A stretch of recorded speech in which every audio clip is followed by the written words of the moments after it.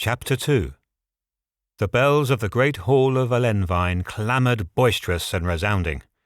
A great feast was about to be underway, for today was Princess Honora's name day. She was heir to the Aelonian throne, eldest of its aged king Aschalon, first of his name. The Aelonians were a proud people, distant descendants of their mainland motherland, Laconia. Perpetuated by a constant overpopulated kingdom, their seafaring ways were legendary throughout their 300-year history. The second-born of every family, rich or poor, was sent to the Navy Yard at the age of 20 for a 10-year enlistment in the Royal Navy. The third child was given enrollment for life. In the eyes of the nobility, this kept the healthy alive, the island population controlled, and the Royal Navy the most influential force to be reckoned with on the world stage. Expeditions and raiding voyages were a frequent practice. The port cities welcomed exploration vessels throughout the day and night. "Forever tide" was the rallying song of the hearty sailors. They had trade routes and cities set up in the Ghost Isles, in a residual peaceful economy of trade with the Western continent. As for the Eastern continent, while no open warfare had been declared on any nation, no coastline was safe from the careful, tactful raids of the Aelonian fleet. Masked under cover of darkness and flying no colours, they pillaged the southern coastline of Eldor for its abundant mineral wealth, the Laconian shore for the mere formality of family spite, and the peaceful land of Pavos.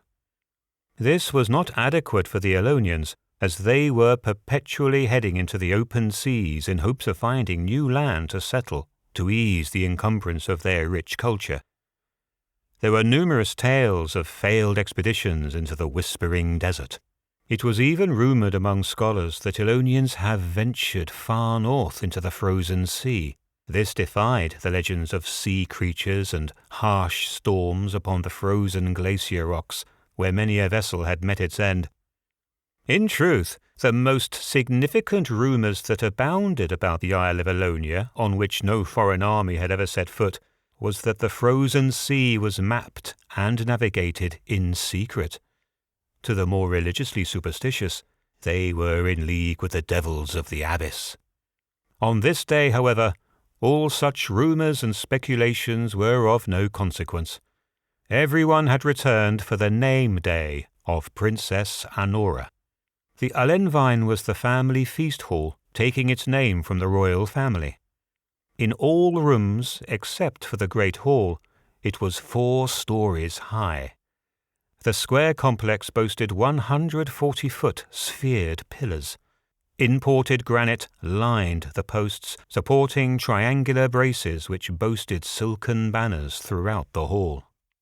At the side of the feast table sat the king's second-born, Aschalon the younger, third-born son Jason, and his youngest Elizabeth, among other lords and ladies of the court. Behind the king stood his ever-faithful Macon, captain of the king's guard. King Aschalon was not an attractive man. He was short and fat, with several missing teeth. Red blemishes and pock-marked patches were covered by his grizzled beard. Like all Aelonians, his complexion was dark bronze. Blackened spots of hair mixed with his aged grey strands of mashed hair. The king slammed his wine goblet incessantly on the table in front of him. "Lords and ladies, people of the Alenvine, today marks the first day in a decade the entire royal family is here to feast together. That on the 31st name day of my heir, Princess Honora." Cheers erupted from around the table and the bystanders in the hall. King Aschalon motioned for Honora to stand. She stood briefly and curtsied before sitting back down. Honora's beauty was famed throughout the kingdoms. She was tall and stately, full-figured, rosy-cheeked with piercing grey eyes. The locks of her hair coiled below her shoulders. Every time she smiled, her dimples showed prominently on her rosy complexion. "Thank you, Your Grace." She nodded towards Aschalon. But, he continued, "that is not all. I would give my children anything they desired, most of all my beautiful Honora." He turned to her. "My dear, I would give you the world. Therefore, I am announcing Alonia will launch the biggest campaign the world has ever seen." Honora smiled slightly. She was used to her father's boisterous claims. In truth, they had discussed this at length some months past. Knowing Esham was never one to back down from an idea, Honora tried to discourage him nonetheless. Outright war was too risky. The hall grew silent. The nobility looked from King to Lagatha, waiting for her to affirm his statement. Lagatha sat stunned, but hid it well. Lagatha was the younger sister of King Esham, the third child bound by Elonian law to serve for life in the Royal Navy. She was the commander of the Imperial fleet, and arguably the most powerful person in the kingdom. Lagatha shifted in her chair towards her brother. She did not shout words of praise or acknowledgment, but merely lifted her glass. "As it pleases you, sire." Everyone raised their goblets to drink. Bewildered Esham II spoke up. "Who are we fighting?" "Why, Elder, of course." King Esham's face beamed with pride. "But they have almost no fleet. What ships do they have to test us in battle? Hardly any. We will crush their pitiful ships, raise their coasts, and take back the land for our forefathers." King Esham slurped down the rest of his wine and immediately raised his goblet as a manservant replenished it to the brim. Lagatha finally decided to speak up, though in a wary, tempered tone. "Laconia should be our target." "No, that is what the world would expect. We will kill the Eldorians, bastards. They have allegiance with no one. No one will come to their aid. We will establish a foothold into the continent and a back door into our rightful lands of Laconia." The lords and ladies began to clap and cheer. The king was visibly more titillated. The children looked around at each other, unsure how to react. Honora smiled as she fidgeted with her plate of food. Lagatha stared Jason in the eyes. They exchanged disturbed looks as Esham continued. "My legacy will be glorious. A growing empire for your future queen." He beckoned to Honora, who again stood up, smiling for the sake of showmanship. The ceremony continued as King Esham began to bellow and share stories from the lore and history of the kingdom. The revelry of the night could be heard throughout the city. The people were drinking their fill, for the king had opened the royal coffers and bakeries to the citizens. Fires and smoke filled the night sky as the people feasted. After the official birthday ceremony had subsided, Honora looked out over the city on her bedchamber balcony. Jason stood beside her. They turned as they heard, ever so slightly, footsteps. Lagatha emerged from the darkness and joined them. "I asked her to come," Jason explained hurriedly to Honora. He could see the displeased look on her face. "Do you share my brother's feelings about father's war?" Honora asked resolutely. Lagatha hesitated before speaking. Her eyes pierced into Honora's, distrusting the question. "The king's word is law. My opinion does not matter." Honora rolled her eyes and turned to leave. "Ah, well, then why even come at all? It is my name day. It has been a long one, and I wish to retire." "Honora, wait!" Jason grabbed his sister's arm and regretted it immediately. Honora shrugged his hand off her. Lagatha stepped between them as she waved her hands. "Enough! Honora, you know the sea is a way of life. We do what we need for our growing numbers, but outright war, it is misguided." "Ah, we need to conquer. We need to grow," mocked Honora in an exaggerated tone. "Is that not our way? Our sword to the sea and the sea to the heavens.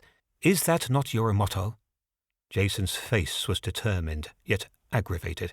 He grew animated, excessively conveying with his hands as he continued. "It is not right or honourable. It is the one thing to police the sea and raid for resources, but to kill tens of thousands of innocent people—" "Innocent?" interrupted Honora. "Who is innocent? You, little brother? Me? Lagatha here? No one is innocent. Everyone is evil. We just mask our actions with good intentions. The lives of Eldorians do not concern me. However, the mind wins more wars than the sword. Own the people and you own the world. Swords can be bought and misguided. Then you share our misgivings about this venture? Lagatha asked, looking somewhat hopeful. I share little with no one. The goal is correct.